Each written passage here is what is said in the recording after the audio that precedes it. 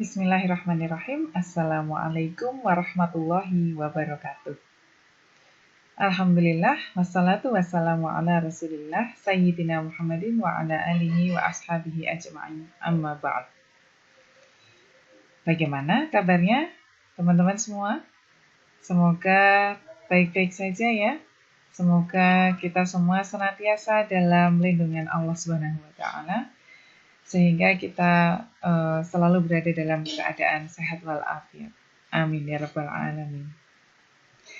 Baik, pada hari ini kita akan memasuki materi jaringan dasar yang pertama, yaitu jaringan epitel. Nah, bagaimana pembahasan seputar jaringan epitel ini? Mari kita simak video ini bersama-sama.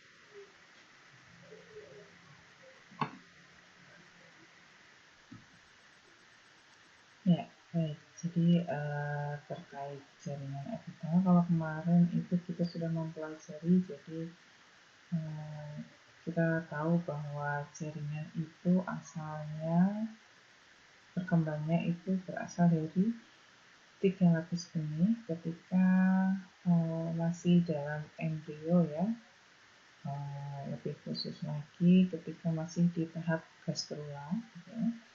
Jadi di sana ada 3 lapis benih, ada ektoderm, ada endoderm, dan ada mesoderm. Nah, nantinya dari ketiga lapis benih itu akan berkembang menjadi jaringan yang sangat amat banyak jenisnya.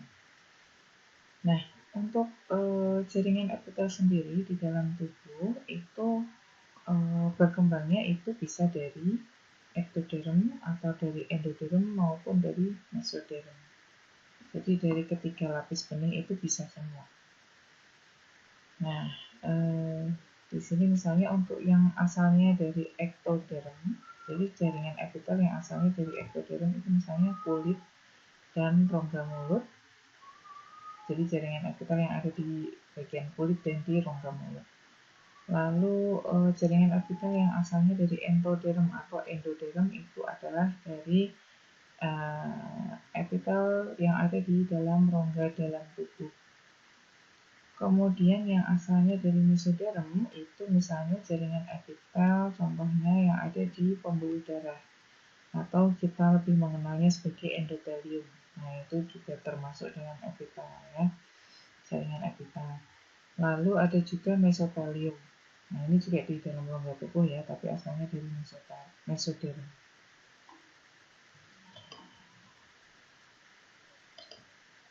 Kita ke slide berikutnya.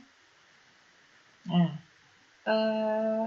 kita ingat kembali ya bahwa ciri atau karakter dari jaringan epitel itu adalah susunan selnya sangat rapat sekali gitu ya.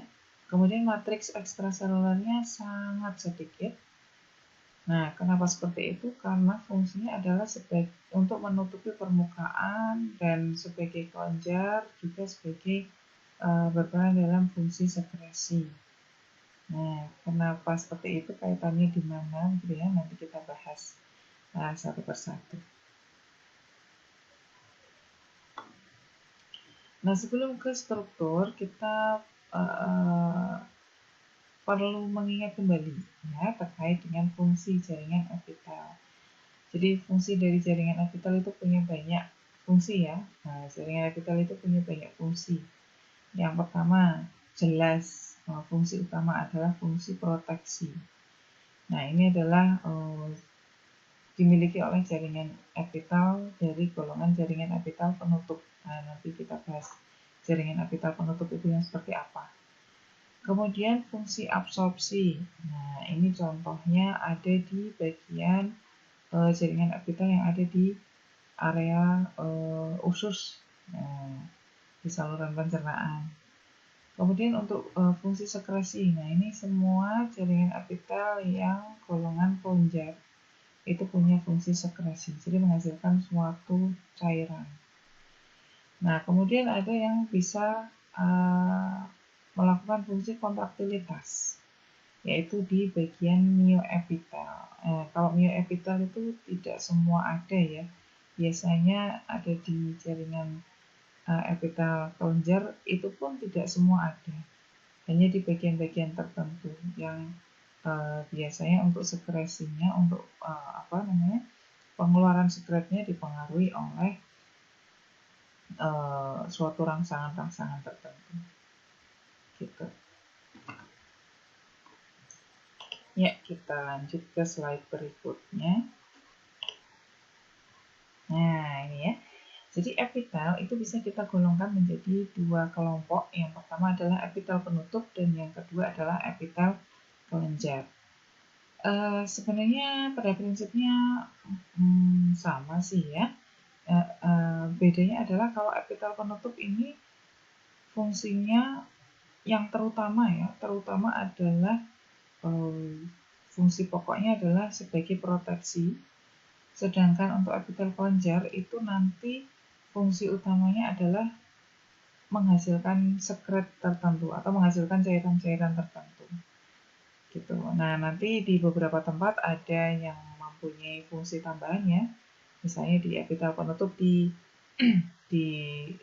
usus gitu ya, itu ada fungsi absorpsi gitu ya. Dan ada fungsi sekresi juga sebenarnya di situ karena memang ada yang berperan sebagai kelenjar juga gitu. Tuh. Nah, untuk jaringan epitel penutup sendiri itu untuk klasifikasinya lebih dipengaruhi oleh ada dua hal ya. Yang pertama adalah dari bentuknya. Nah, bentuknya di sini ada tiga macam, ada pipi, ada kuboid, ada silindris. Kemudian dari jumlah susunan selnya, apakah dia selapis atau berlapis atau berlapis semu. Nah, seperti itu. Nah, untuk yang selapis itu ada selapis pipi, selapis kuboid, dan selapis silindris. Nah, ini yang selapis ini yang paling banyak kita jumpai ya. Misalnya selapis pipi. Nah, ini selapis pipi ini ada di di beberapa bagian ansa Henle di ginjal, kemudian di glomerulus dan kapsula Bowman, lalu di alveolus, dinding alveolus. Kemudian di pembuluh darah ya, di endotelium tadi dan mesotelium itu selapis pipi. Kemudian selapis kuboid ini ada di saluran-saluran di pankreas, kemudian di ginjal gitu ya. Ada ductus pengumpul, ductus proximal distal gitu ya. Itu selapis kuboid. Dan beberapa bagian juga selapis silindris. Kemudian kalau selapis silindris yang paling banyak, paling gampang, paling sering kita jumpai itu di usus halus dan di tuba uterina atau tuba fallopian. Kemudian untuk yang berlapis, nah berlapis ini juga ada bentuk-bentuknya juga, berlapis pipi, berlapis kuboid, berlapis silindris, dan ada nanti juga berlapis transisional. Nah, kalau berlapis pipi ini ada di kulit, berlapis kuboid ini di kelenjar-kelenjar, lalu berlapis silindris ini ada di ocular conjunctiva itu di bagian sudut mata, kemudian transisional ini ada di kandung kemih, dan di sini ada juga yang jumlah lapisan selnya adalah pseudostratified atau berlapis semu, ini ada di saluran nafas. Trakea gitu ya, di bronkus gitu.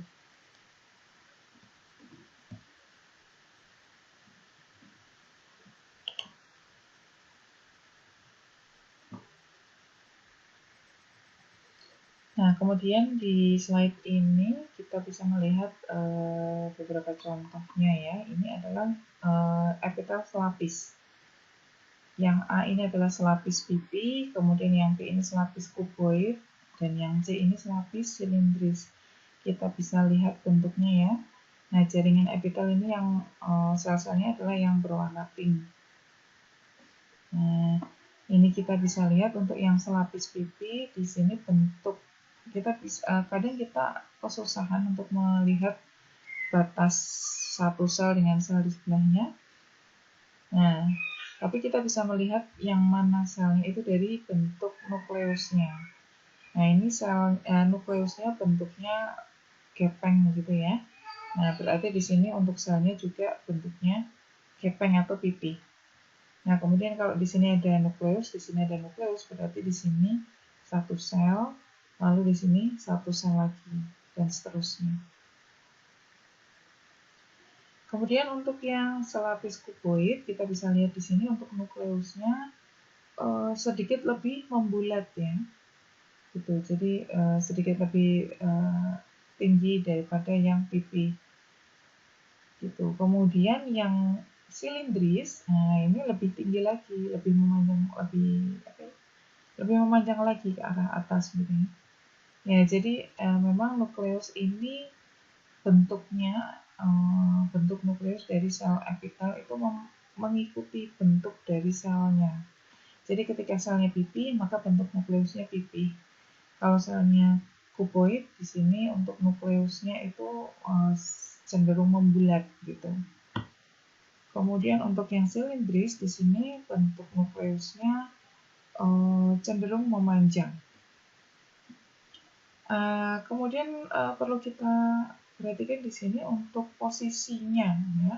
Untuk posisinya untuk nukleus yang di epitel pipi dan epitel kuboid di sini nukleus ada di tengah ya, relatif di tengah. Nah, sedangkan untuk yang di epitel silindris di sini sedikit ada di arah basal atau di arah yang mendekati membran basal. Dan di sini untuk jaringan epitel itu sel-selnya menempel di membran basal atau lamina basal. Ya. Nah, ini nukleusnya. Nah, nukleusnya ini cenderung sedikit mendekat ke arah lamina atau membran basal.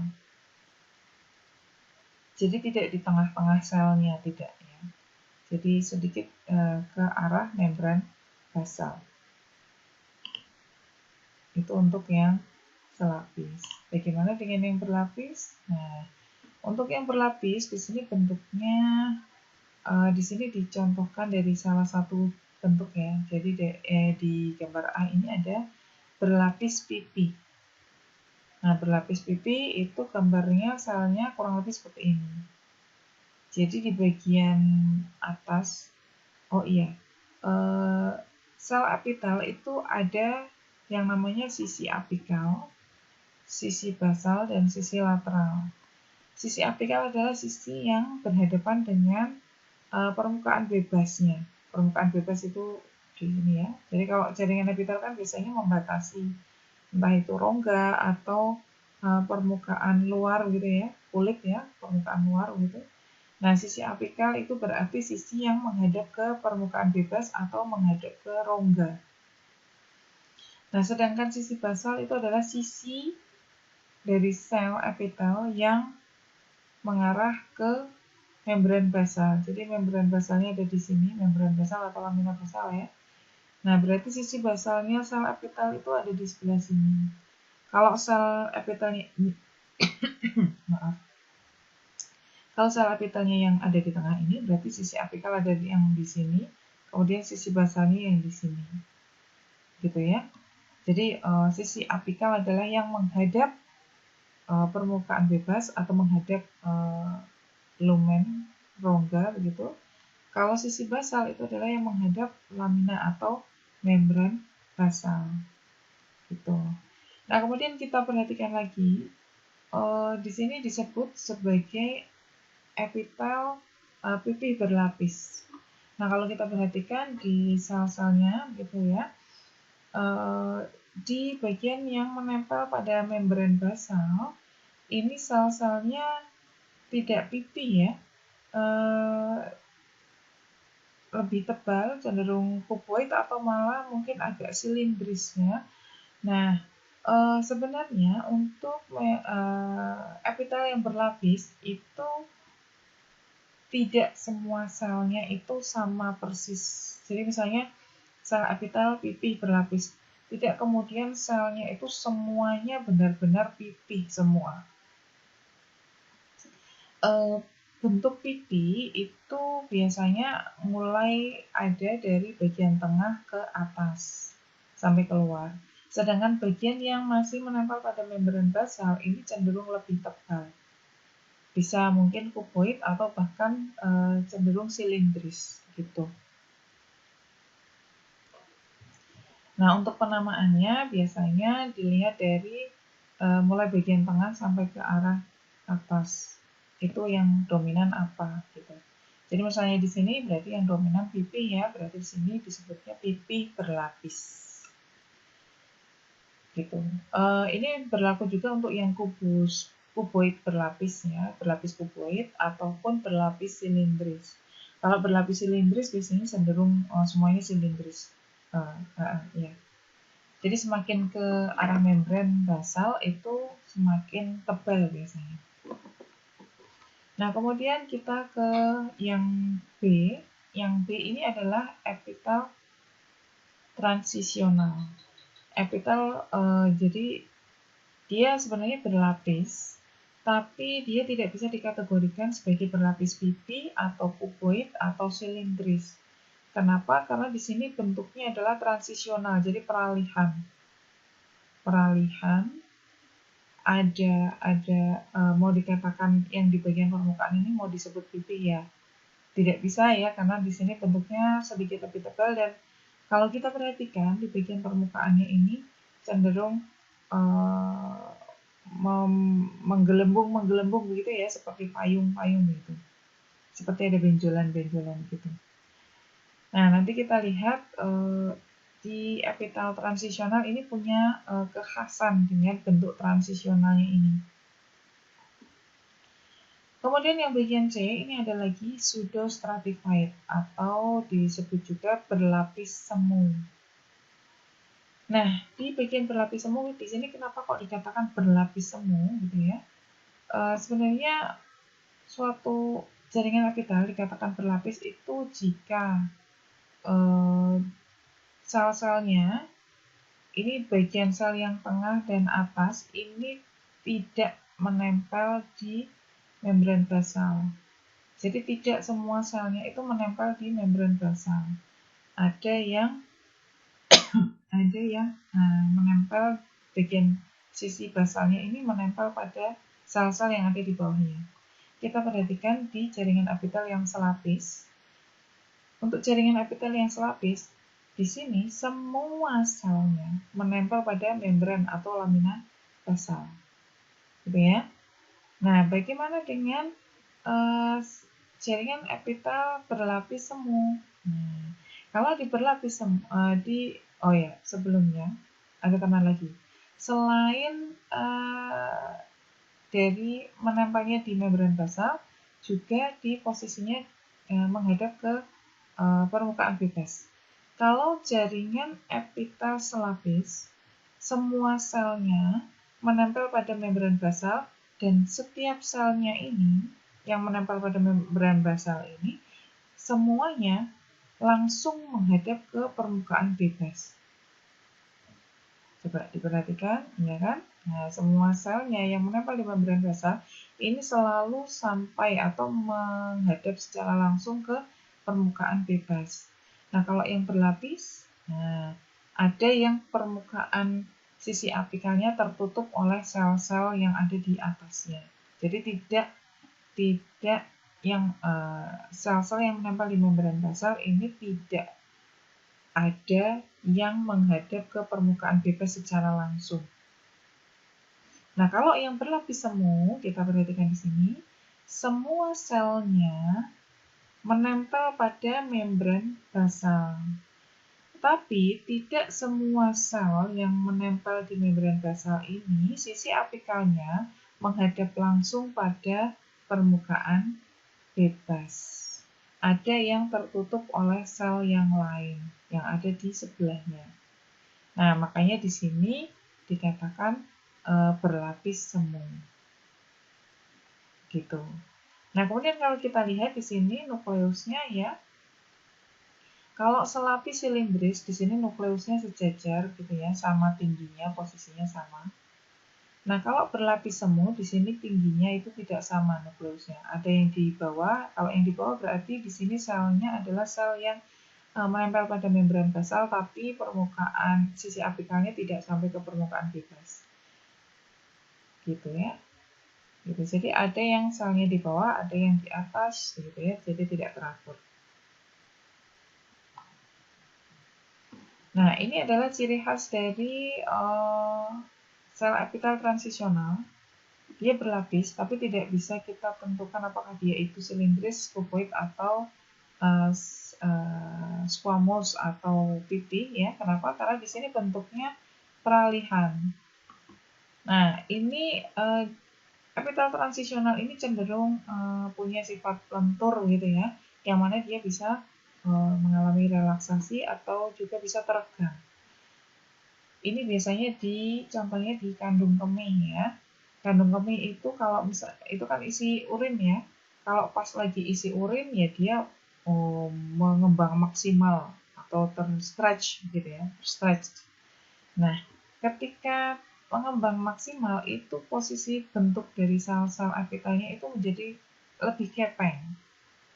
Nah, ketika urinnya kosong gitu ya, habis dikeluarkan gitu ya, maka di sini posisinya adalah relaksasi. Nah, sel-selnya itu cenderung lebih tebal gitu. Jadi untuk epitel transisional itu ciri khasnya seperti itu. Nah, ini adalah pseudostratified atau berlapis semu. Nah, di sini nukleusnya tidak sama tingginya ya. Nah ini ada yang di bawah, ini yang dalam tanda kutip tergencet gitu ya, tergencet oleh sel-sel yang ada di sebelahnya. Kemudian untuk yang nukleusnya sedikit lebih tinggi ya berarti ada di bagian ini misalnya. Kemudian yang ada di lebih tinggi lagi mungkin bisa digambarkan yang ini begitu. Gitu ya. Next, ya. Ini adalah perlekatan jaringan epitel, sel-sel epitel ke membran basal. Tadi saya sampaikan ya, sel-sel epitel itu bagian basal, itu menempel pada membran basal atau lamina basal. Jadi ada dua istilah, ada membran basal, ada lamina basal. Bedanya apa sih? Nah, untuk yang lamina basal itu adalah kalau di bawah mikroskop itu tidak terlalu jelas terlihat pada garis begitu ya. Kalau membran basal itu sedikit lebih tebal sehingga ketika kita amati di bawah mikroskop kita bisa melihat dengan sedikit lebih jelas kalau dibandingkan dengan lamina basal. Nah, kenapa seperti itu? Iya, karena kita bisa lihat di sini. Yang sebelah kiri ini yang lamina basal saja. Untuk yang sebelah kanan ini yang membran basal. Kalau membran basal itu lebih tebal karena di situ selain ada lamina basal sendiri juga ada tambahan lamina retikuler. Jadi membran basal itu tersusun oleh lamina basal dan lamina retikuler. Sehingga penampakannya bisa menjadi lebih tebal, lebih tampak, lebih kelihatan kalau kita amati di bawah mikroskop. Seperti itu.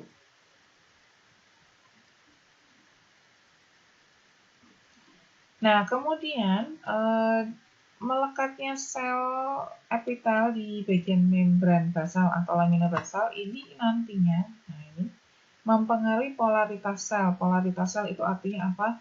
Menentukan sisi selnya. Kalau yang menempel atau menghadap ke membran basal atau lamina basal, maka di situ disebutnya sisi basal. Tadi ya sudah saya sampaikan ya.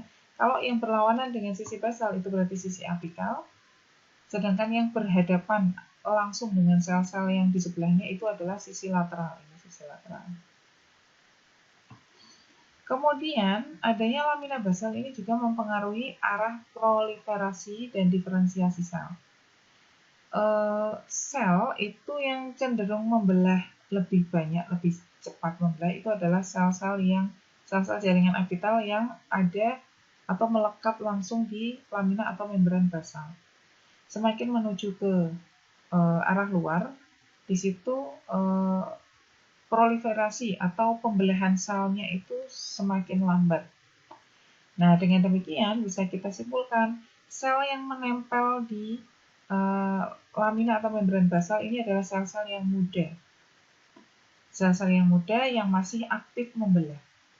Semakin keluar, semakin ke permukaan itu selnya semakin tua. Nah, kenapa seperti itu?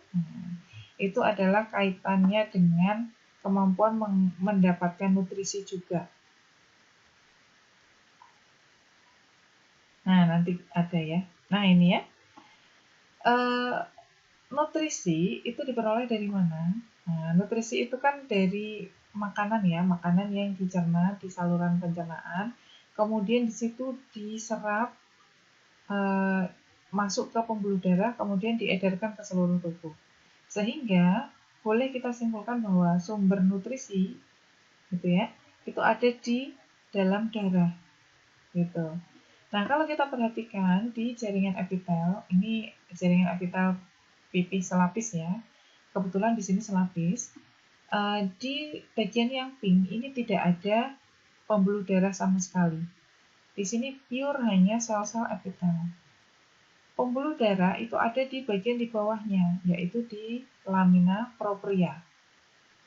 Lamina propria ini adalah jaringan ikat. Nah, di sini ada pembuluh darah. Jadi, nutrisi itu ada di sini. Sumbernya ada di darah.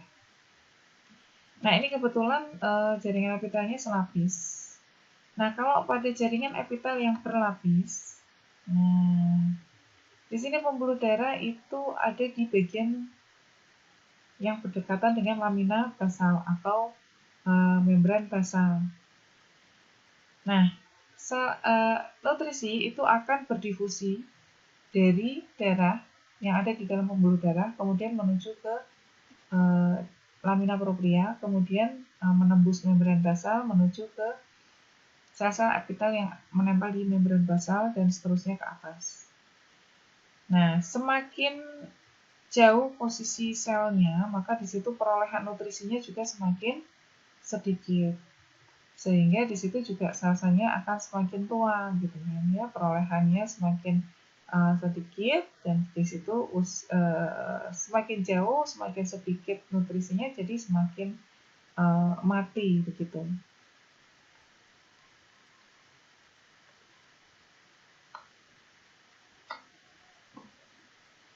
Nah, begitu ya. Jadi untuk perolehan nutrisi dari sel epitel itu dari pembuluh darah yang ada di lamina propria, kemudian berdifusi.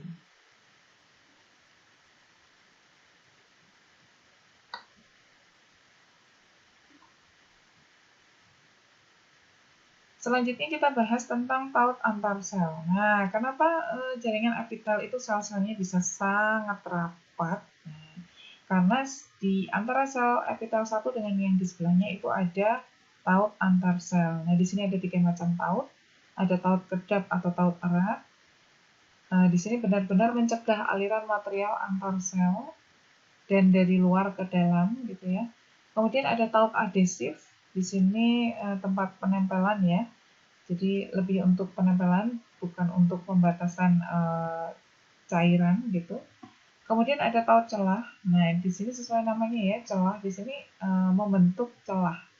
Jadi di sini kalau yang di taut kedap ini tidak memungkinkan adanya aliran cairan atau material, sedangkan kalau di taut celah di sini justru memungkinkan terjadinya aliran cairan untuk biasanya untuk komunikasi antar sel.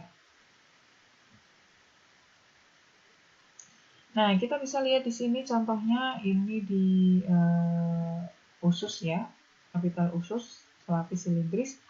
Nah, di sini bagian atas ini ada zonula occludens yang paling tinggi, paling luar ini. Ini adalah taut erat ya, taut erat, taut kedap atau taut erat.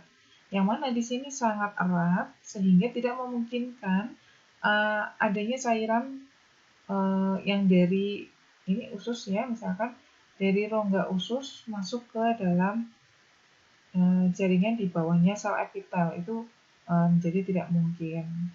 Kenapa? Karena kalau di material yang ada di dalam rongga usus itu kan masih kompleks dan masih banyak mengandung mikroorganisme. Kalau itu dibiarkan masuk, itu berbahaya bagi tubuh. Jadi harus dibatasi, gitu. Kemudian di sini zonula adherent ini untuk menempel antara sel satu dengan sel yang ada di sebelahnya. Kemudian di sini ada taut celah. Maaf, untuk desmosom ini masih taut adhesif ya. Untuk taut celah nanti ada gap junction di sini. Nah, jadi cairan dari sel satu dengan sel di sebelahnya itu bisa keluar masuk begitu. Biasanya untuk komunikasi antar sel supaya sel-selnya kompak.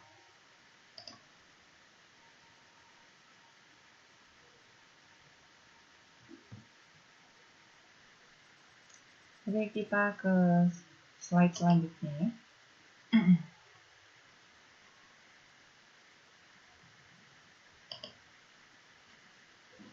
Nah, ini detailnya ya terkait taut erat atau di sini disebut juga zonula occludens atau tight junction. Ini biasanya posisinya adalah paling ujung yang paling menghadap ke permukaan gitu. Kemudian di tiap selnya itu ada di posisi yang paling apikal atau paling ujung gitu. Kemudian yang membentuk itu namanya kok bisa jadi menempel gitu ya, itu ada apanya gitu. Nah, di sini ada protein transmembran yang namanya claudin. Claudin ini mengelilingi sel membentuk seperti pita. Makanya namanya zonula ya. Zonula. Kemudian ini menjadi sumbat untuk ruang antar sel. Jadi tadi ya kayak yang di usus tadi, cairan yang ada di bagian luar itu tidak bisa masuk ke bagian dalam tubuh seperti itu. Bagian di bawah jaringan epitel itu nggak bisa masuk. Kemudian, nah jumlah sekat, jumlah zonula occludennya atau jumlah tautnya ini berbanding terbalik dengan permeabilitas epitel. Jadi kalau misalkan tautnya itu sedikit, nah berarti di situ lebih permeabel. Kenapa? Karena jadinya kan cairan lebih bisa masuk begitu ya. Kalau yang sekatnya banyak atau tautnya banyak, ini menjadi kurang permeabel. Artinya apa? Di situ cairan tidak bisa masuk sama sekali. Nah, untuk yang sekatnya sedikit dan lebih permeabel ini misalnya ada di proksimal ginjal, tubulus proksimal. Jadi masih bisa memungkinkan untuk cairan itu masuk kembali, diserap kembali. Nah, kalau yang sekatnya banyak dan sifatnya kurang permeabel ini contohnya ada di kantung kemih. Jadi di situ urin itu tidak bisa masuk kembali, seperti itu. Nah, ini simpulannya ya. Jadi zonula occludens itu berfungsi untuk mencegah aliran zat. Jadi benar-benar rapat gitu ya. Nah, mencegah perpindahan protein integral dari apikal ke basolateral dan sebaliknya. Di sini dengan adanya tight junction ini, nah di sini kayak ada protein integral ini kan, nah ini kan ada kayak protein yang berfungsi dalam transport molekul ya untuk memasukkan glukosa dan natrium ini. Nah ini kan merupakan protein integral ini. Nah, dengan adanya tight junction, ini protein integral yang ada di sini ini tidak bisa berjalan ke pindah tempat ke sini, itu nggak bisa. Jadi tetap ada di bagian permukaan apikal.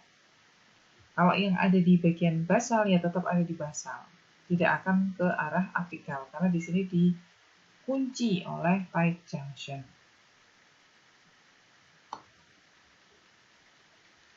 Kemudian taut adherent. Nah, ini juga berupa pita, makanya di sini disebutnya zonula. Ya. Di sini ada di bagian di bawahnya zonula occludens. Posisinya zonula adherent itu ada di di bawahnya zonula occludens. Melekatkan sel secara erat pada sel di sebelahnya. Nah, di sini protein yang membentuk beda. Kalau tadi zonula occludens itu yang membentuk adalah claudin. Kalau di zonula adherent itu yang membentuk adalah protein kaderin. Dan di situ dibantu oleh mineral kalsium. Jadi bekerja sama, diikat oleh kalsium. Tapi kalau misalkan nanti kalsiumnya hilang, maka di sini daya tempelnya atau daya adhesifnya itu menjadi hilang. Nah, ini mari kita cari di mana ada protein kaderin. Nah, ini yang warna kuning, ini sel, ini membran sel, ini membran sel di sebelahnya. Ini adalah yang kuning ini adalah kaderin. Kemudian yang ungu di sini digambarkan dengan warna ungu, ini adalah kalsiumnya. Walaupun aslinya nggak berwarna ya. Gitu. Ini untuk memudahkan kita belajar saja. Jadi di sini untuk yang kaderin diberikan warna kuning, yang kalsium diberikan warna ungu. Jadi di sini mengikat kalsium. Kalau kalsiumnya hilang ya di sini kaderinnya tidak lagi menempel, lepas gitu.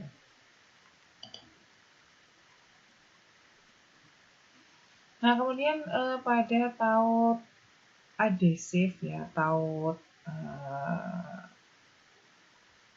adhesif, taut adherent. Apa sih istilahnya tadi? Iya, taut adhesif ya. Itu tidak hanya zonula adherent, tapi ada juga yang namanya desmosom. Atau istilahnya adalah makula adherent. Jadi di sini untuk menempel, jadi tidak bukan untuk kedap, tapi hanya untuk menempel, sama seperti zonula adherent, tapi di sini bentuknya hanya berupa bercak-bercak. Makanya di sini namanya makula, bukan zonula, tapi makula adherent. Atau istilah lainnya adalah desmosom. Nah, di sini yang membentuk juga sama, protein kaderin juga. Tapi dia hanya membentuk seperti bercak. Jadi tidak mengelilingi sel, tapi hanya membentuk seperti bercak-bercak gitu, plak. Nah, jadi ada di sini saja. Nanti ada lagi di bagian mana gitu. Jadi tidak melingkari sel, tapi hanya di beberapa titik saja, di beberapa bagian saja. Ya, ini kaderinnya, ya. Kaderin. Ini plak dari desmosomnya. Ini desmoplastin dan seterusnya. Nah, kemudian ada lagi hemidesmosom. Nah, kalau hemidesmosom itu bukan antar sel ya, tapi dari sel ke membran basal. Nah, tadi coba kita lihat. Nah, ini adalah sel yang menempel di membran basal. Ini membran basal atau lamina basal. Nah, ini adalah hemidesmosom. Hemidesmosom ini proteinnya. Nah, di sini ada beberapa perbedaan. Kalau tadi yang desmosom itu kan dari sel satu dengan sel di sebelahnya. Jadi di sini ada plak, di sini juga ada plak desmosom. Nah, jadi sepasang. Makanya di sini desmosom. Nah, kalau yang di hemidesmosom, di sini antara sel ke membran basal. Jadi plak itu hanya ada di bagian selnya. Di membran basal atau lamina basal itu tidak ada plak, sehingga di sini karena hanya separuh begitu ya, makanya disebutnya hemidesmosom. Kemudian protein yang membentuk ikatan di hemidesmosom itu juga berbeda. Kalau di desmosom itu proteinnya adalah kaderin tadi ya, sama seperti di zonula adherent. Nah, kalau yang hemidesmosom di sini proteinnya adalah integrin, bukan kaderin. Begitu.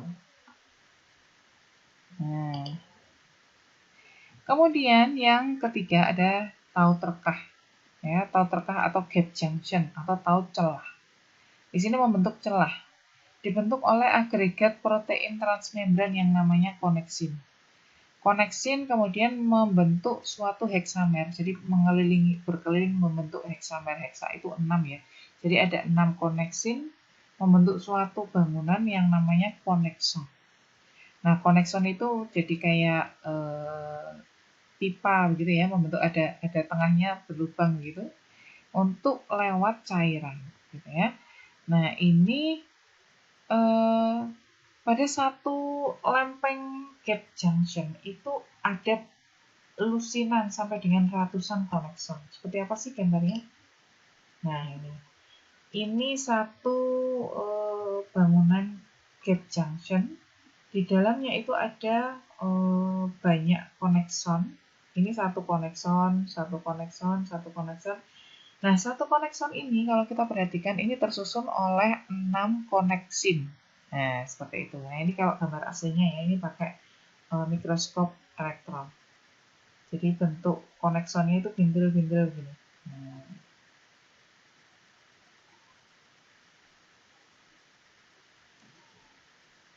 Nah, konekson ini ukurannya 1,5 nanometer ya, nano. Tuh. Nah, molekul seperti apa yang bisa melalui gap junction ini? Ya, di sini adalah molekul yang biasanya berfungsi untuk memperantarai transduksi sinyal. Ini kaitannya dengan komunikasi sel. Kemudian siklik AMP, siklik GMP, ion gitu ya. Jadi yang berkaitan dengan komunikasi sel gitu ya, supaya koordinasi selnya itu sel-selnya itu menjadi lebih kompak begitu cara bekerjanya. Karena perintah yang diterima itu bisa disamakan dengan cara perintah dalam tanda kutip ya, perintahnya itu bisa melewati gap junction ini. Jadi perintah yang sampai di sel 1 bisa sampai ke sel yang di sebelahnya juga. Perintah itu disampaikan oleh siklik GMP, siklik AMP gitu ya. Kemudian ion gitu. Jadi sel-selnya itu menjadi lebih terkoordinasi, bekerjanya tidak sendiri-sendiri. Nah, kemudian jaringan apikal itu punya struktur khusus di bagian sisi apikalnya. Ada suatu spesialisasi gitu ya, membentuk suatu struktur yang khusus, jadi tidak kemudian halus sel begitu saja gitu ya, tapi ada sel struktur khususnya.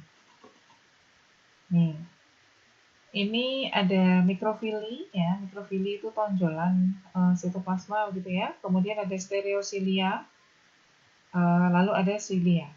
Nah, kita bahas satu persatu. Untuk mikrofili, nah ini ya, tonjolan sitoplasma. Bisa berkelok seperti sinus atau lipatan seperti jari. Ada yang sementara, ada yang permanen. Jadi kadang ada, kadang tidak ada gitu ya. Tonjolan sitoplasmanya itu kadang tidak ada. Pada sel-sel absorptif seperti di usus halus, bagian yang sisi apikalnya, ini ada banyak sekali, ratusan mikrofili gitu ya.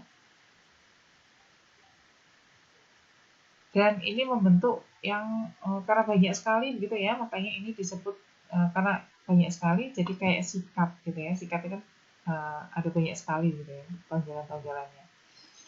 Jadi makanya di bagian ini kadang disebut sebagai brush border. Kemudian untuk ukurannya ini paling panjangnya, tingginya ya, tinggi mikrofilinya itu paling hanya 1 nanometer. Kemudian lebarnya, diameternya untuk tiap tonjolannya itu hanya 0,08 mikrometer. Kemudian pembentuknya adalah filamen aktin. Nah, mungkin masih ingat ya, untuk sitoskeleton itu ada aktin, kemudian ada mikrofilamen, kemudian ada mikrotubulus gitu ya. Nah, untuk mikrofili ini kok bisa menonjol begitu sitoplasmanya, itu karena di sini yang membentuk adalah filamen aktin.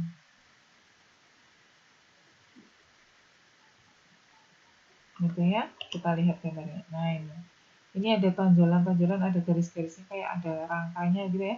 Ini adalah filamen aktin yang ada di dalamnya. Ini mikrofili. Ini satu sel. Ini satu sel. Ini satu sel. Ini tonjolan sitoplasmanya itu bisa banyak sekali. Nah, ini kalau di bagian ini dipotong terus gitu ya. Nah, itu dari permukaan atas itu bisa tampak seperti ini, bulatan-bulatan gini, banyak sekali. Ini dari samping, ini dari atas. Gitu ya. Nah, ini kalau skematisnya seperti ini. Jadi di bagian dalamnya itu ada filamen aktinnya. Nih, filamen aktin. Gitu. Kalau filamen aktin itu kan diameternya kecil ya, jadi lebih tipis gitu filamennya. Nah, nanti akan kita bandingkan dengan silia. Mungkin ke silia dulu kali ya. Kalau silia ini lebih panjang dan lebih lebar, lebih tebal ya maksudnya dari mikrofili. Kenapa seperti itu? Nah, karena di sini yang membentuk adalah bukan filamen aktin, tapi adalah mikrotubulus. Nah, sama seperti yang ada di flagel. Kalau flagel hanya satu ya, kalau silia itu banyak. Kemudian ukurannya juga kalau flagel itu lebih tebal, kalau silia itu lebih kecil diameternya. Nah, tapi kalau di epitel ini tidak ada silia ya, tidak ada flagel ya, adanya silia. Kalau silia itu jumlahnya di satu sel itu bisa punya banyak silia. Kalau flagel hanya satu, gitu. Kemudian kalau mikrofili itu dia tidak motil ya, berarti di situ cenderung diam gitu. Kalau silia ini motil, dalam arti dia bisa bergerak gitu. Biasanya sih gerakannya satu arah gitu. Nah, ini silia. Susunannya seperti ini, jadi lebih kuat, lebih tebal gitu ya, dan lebih panjang. Bisa membentuk gerakan lecutan gitu. Nah, di sini tersusun oleh mikrotubulus. Mikrotubulus ya. Di sini ada 9 biasanya. 9 di bagian tepi dan 2 di bagian tengah. 1, 9 itu pasang. 1, 2, 3. Mikrotubulus doublet ya. Jadi 2 rantai mikrotubulus yang kemudian saling berpilin gitu. Ada 9. Kemudian di bagian tengahnya ada 2 buah mikrotubulus, tapi tidak doublet.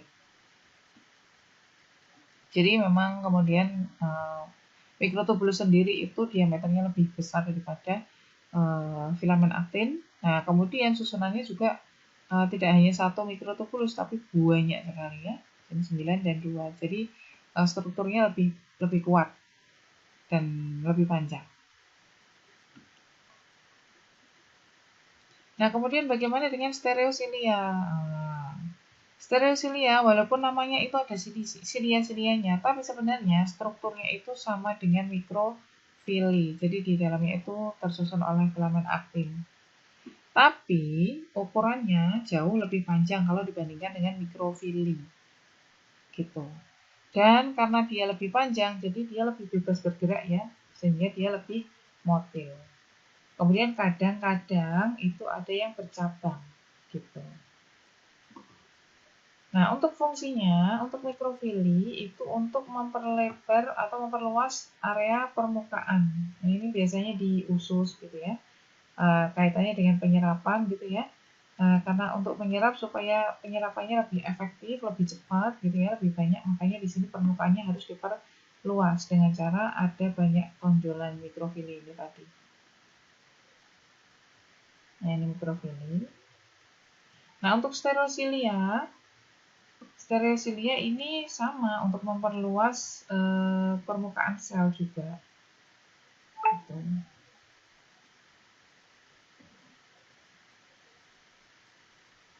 Nah, kalau silia itu murni untuk pergerakan, untuk menggerakkan. Jadi misalnya silia ada di area saluran pernafasan gitu ya, untuk menggerakkan, mengeluarkan debu yang barangkali ikut masuk dengan udara yang kita hirup seperti itu. Atau di bagian tuba falopi ya, di uterus, untuk menggerakkan sel telur gitu, supaya sel telurnya bergerak gitu ya, berpindah tempat, bukan bergerak, berpindah tempat. Oke, struktur tambahan sudah. Kita masuk ke epitel kelenjar. Nah, epitel kelenjar ini klasifikasinya banyak sekali. Aspek yang digunakan sebagai dasar klasifikasi juga banyak. Misalnya di sini dari jumlah sel penyusun dari epitel kelenjarnya, bisa digolongkan menjadi kelenjar uniselular itu kalau penyusunnya hanya satu. Jadi satu sel bisa langsung menghasilkan suatu sekret gitu ya. Ini contohnya sel goblet yang ada di usus. Kemudian kalau selnya itu tersusunnya oleh banyak sel, kalau kelenjar itu tersusun oleh banyak sel yang bekerja sama gitu ya, itu tergolong kelenjar multiselular. Ini misalnya pada kelenjar saliva, atau kelenjar keringat, atau kelenjar yang lain. Kalau kelenjar uniselular itu jarang sih ya, lebih seringnya adalah kelenjar multiselular. Sel goblet itu ada di usus dan ada di saluran pernafasan juga. Ada contohnya ini. Oh ini gambaran kelenjar uniselular. Jadi satu sel itu sudah bisa dia berfungsi dalam produksi sekret, kemudian mengeluarkan sekret itu bisa secara langsung. Kalau epitel kelenjar multiselular, di sini bagian yang berperan dalam sekresi itu ada bagiannya sendiri. Kalau bagian yang berperan sebagai saluran itu ada bagiannya sendiri. Nah ini ductus, ini bagian sekresinya. Gitu. Bagian sekresi biasanya ada di bagian bawah, kemudian untuk ductusnya ada di bagian yang lebih luar gitu ya. Gitu. Nah bagian ductus ini tidak menghasilkan cairan. Yang menghasilkan cairan adalah di bagian sekretorinya. Kita kembali ke yang tadi, slide yang sebelumnya. Berdasarkan keberadaan saluran keluarnya atau ductusnya tadi, ada dua penggolongan, eksokrin dan endokrin. Nah, ini yang mungkin sudah sering kita bahas ya. Untuk yang eksokrin ini yang punya saluran atau ductus. Kalau yang endokrin ini tidak punya saluran. Nah, ini kalau punya saluran seperti ini berarti ini eksokrin. Nah, ini sel goblet ada di usus ya. Oh, usus. Ada brush bordernya juga.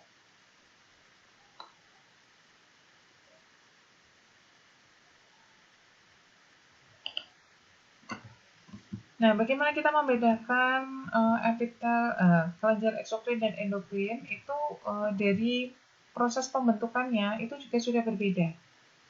Sebenarnya dua-duanya itu berasal dari invaginasi. Invaginasi itu penonjolan ke dalam jaringan epitel penutup. Nah, sebenarnya tadinya dari epitel penutup, kemudian ketika masa embrio ini epitel penutup kemudian mengalami invaginasi. Kalau invaginasi itu penonjolan ke dalam, kalau evaginasi penonjolan keluar ya. Nah, ini mengalami invaginasi ke arah lamina propria ya. Nah, dari tonjolannya ini ada dua proses ya.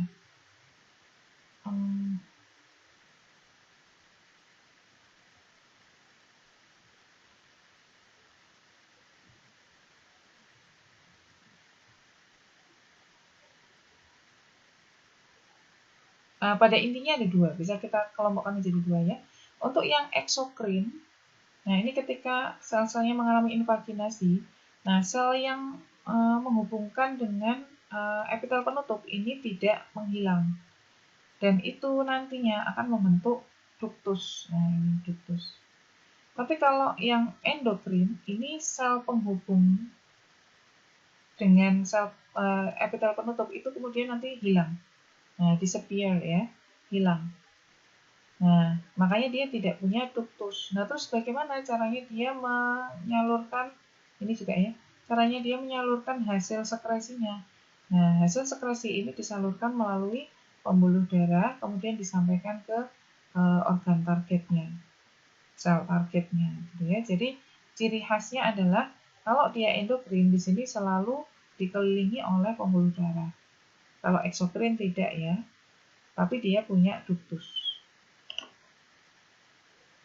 Nah, ini untuk yang eksokrin multiselular tadi ya, ada bagian pars secretory yang nantinya menghasilkan sekret. Kemudian ada ductus excretorius yang hanya menyalurkan hasil sekresi dari pars secretoria. Nah, untuk bentuknya ada banyak ya, ada simple tubular, ada simple, ada kompleks atau compound. Nah, untuk tadi dari jumlahnya ada simpel, ada kompleks, kemudian dari bentuknya ada tubular, ada asiner. Nah, gitu ya, nanti bisa dibaca sendiri. Nah, kemudian berdasarkan cara sekresinya, cara sekresinya. Ini ada 3, ada merokrin, apokrin, dan holokrin. Bedanya apa sih? Nah, ini untuk yang merokrin, jadi ketika sekresi itu pure hanya mengeluarkan cairan sekretnya saja keluar. Nah, kalau apokrin bagaimana?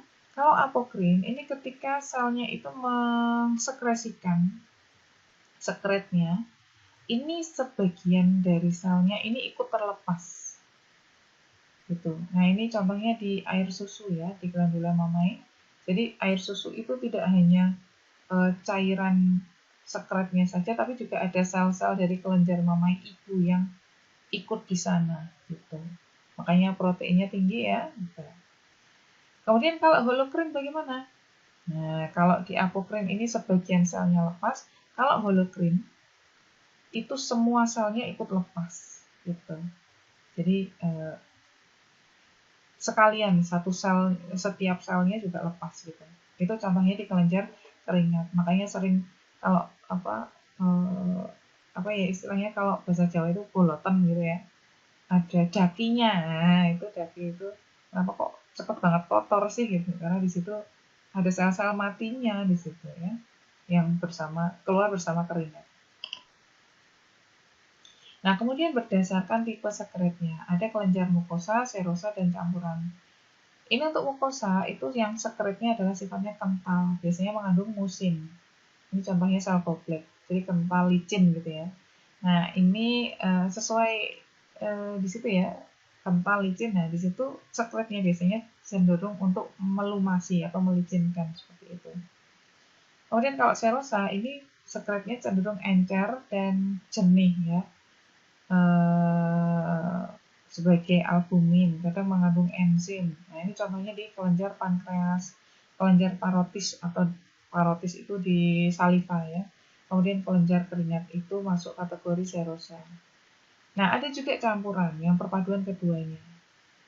Ini saliva kalau yang selain parotis ya berarti submandibula, sublingual itu masuk ke kategori campuran. Kemudian kelenjar gastrik yang ada di lambung gitu ya, itu campuran juga. Nah, kemudian yang terakhir di sini kita akan mengenal ada myoepitel. Jadi sebenarnya kalau kita membicarakan kontraksi itu biasanya identik dengan jaringan otot, sel-sel otot. Nah, tapi di sini ada sel epitel yang punya kemampuan kontraksi, yaitu namanya sel myoepitel. Gitu. Jadi punya kemampuan untuk berkontraksi seperti sel otot. Kenapa? Nah, karena di situ di dalam sel myoepitel itu juga punya filamen aktin miosin yang mana bisa berkontraksi relaksasi sebagaimana yang ada di sel otot gitu. Nah, biasanya untuk sel myoepitel ini ada di antara membrana basalis dan sel epitel.